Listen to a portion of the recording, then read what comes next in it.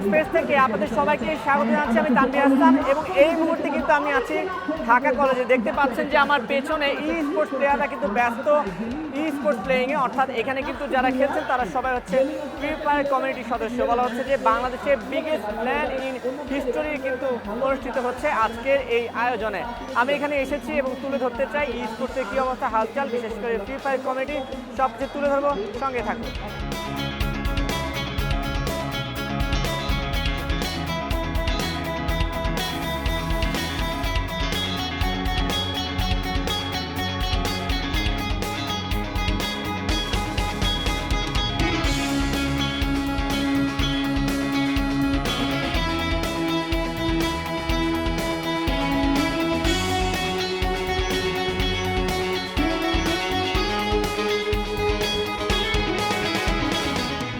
এই মুহূর্তে আমি কথা বলছি বাংলাদেশের জনপ্রিয় একজন গেমিং কন্টেন্ট ক্রিয়েটর দিবস গেমিং এর সঙ্গে। কি অবস্থা দিবস, কেমন আছেন? এই তো আলহামদুলিল্লাহ, আপনি কেমন আছেন? আমি মোটামুটি ভালো আছি।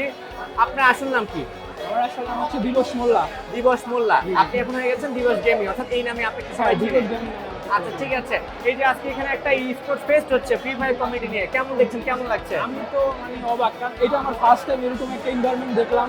তো এটা খুবই মুগ্ধকর মানে একটা জিনিস আমার কাছে। অনেক মানে ক্রিকেট স্টেডিয়ামে যেরকম একটা ফিল দেয় এরকম একটা ফিল দিতে আছে। আমি খুবই এক্সাইটেড এরকম একটা জিনিস দেখার। আচ্ছা, তো আপনি কি চান নাকি ভবিষ্যতে এমন আরো বেশি ফেস্ট আয়োজন করা হোক? হ্যাঁ, আমরা তো চাই। এটা তো মাত্র শুরু। আমার কাছে মনে হচ্ছে বাংলাদেশে আরো অনেক বড় কিছু হবে।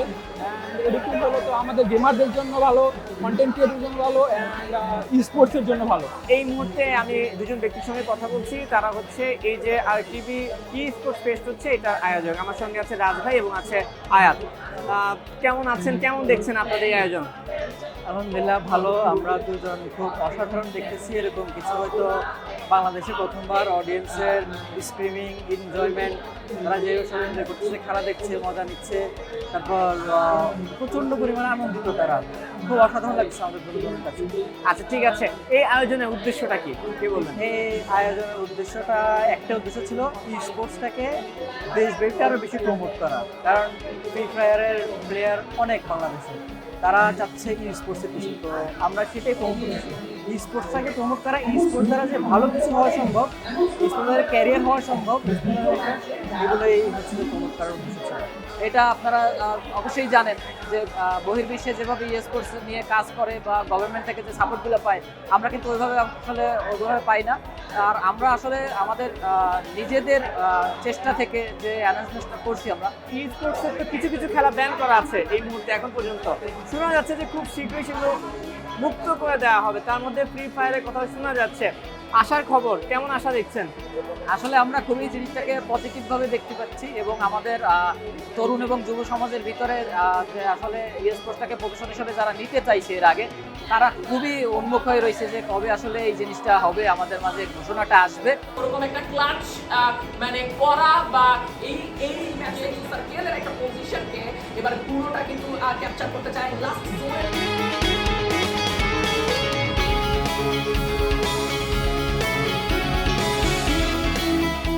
আমি এতক্ষণ ছিলাম ধারাভাষ্য রুমে। স্পোর্টস ব্যাপারটা কিন্তু আসলে আমরা মোবাইলে একটা গেম মনে করলেও খুব বিশাল একটা ব্যাপার থাকে।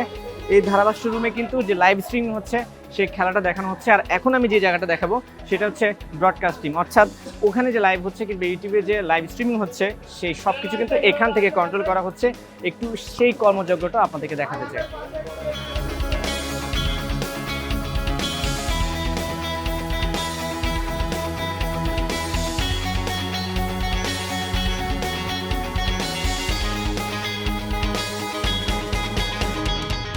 এতক্ষণ ছিলাম ধারাভাষ্য রুমে, তারপর দেখিয়েছে ব্রডকাস্টিং রুমটা। আর মূল এক্সাইটিং মোমেন্টটা কিন্তু চলছে এই জায়গায়। দেখতে পাচ্ছেন অসংখ্য ফ্রি ফায়ার লাভার, আর তারা ম্যাচ এনজয় করছেন।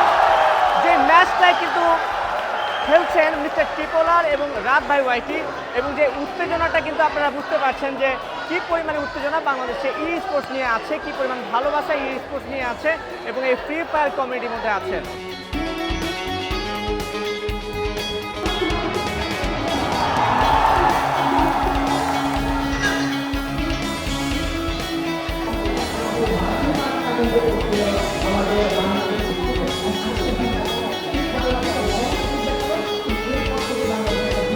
আরটিভি স্পোর্টস ফেস্টে এসে পেয়ে গেছি তানভীর হাসান জুহা ভাইকে, এখন তার সঙ্গে কথা বলবো। ভাইয়া কেমন আছেন? জি ভালো আছে। আচ্ছা, এই যে ফ্রি ফায়ার হচ্ছে এখানে বা ই স্পোর্টস হচ্ছে, মানে এই যে এত ক্রাউড সবকিছু দেখে আপনার কাছে কেমন লাগছে? হ্যাঁ আসলে এটা অনেক ভালো লাগছে। আর সবচেয়ে বড় কথা হচ্ছে আমরা আসলে ভার্চুয়ালি তো সামাজিকভাবে আমরা অনেকটা বিচ্ছিন্ন হয়ে যাই, কিন্তু আসলে আমাদের নিউ জেনারেশন যে তারা একত্রিত আছে এবং তারা ভার্চুয়াল গেমগুলোতে এইসব ইভেন্টে তারা খুব সোচ্চার। এবং আমি দেখেছি যে সিনেমা হলে এত উত্তেজিত হয়ে কেউ সিনেমা দেখে না। একটু আগে লাইভ ডেমনস্ট্রেশনে তারা যেভাবে উত্তেজিত ছিল, আমার দেখে মনে হচ্ছে আমি বোধহয় গেমের একটা পার্ট হয়ে গিয়েছি। খুবই ভালো লাগছে দেখে। তো এই জায়গায় যে ফ্রি ফায়ার ফেস্ট হচ্ছে বা ফ্রি ফায়ার কমিউনিটি এত মানে সবাইকে দেখে কেমন লাগছে?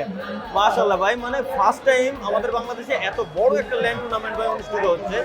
আর এই ল্যান্ড টুর্নামেন্টের পর বাংলাদেশে ক্রিয়েটর তো আসছেই, সবাই আসেনি বাট ক্রিয়েটর আসছে, এবং একই সাথে এখানে এত পরিমাণে অডিয়েন্স, আর অডিয়েন্সের এত পরিমাণে ক্রাউড যে ভাই বলে বোঝানোর মতো না।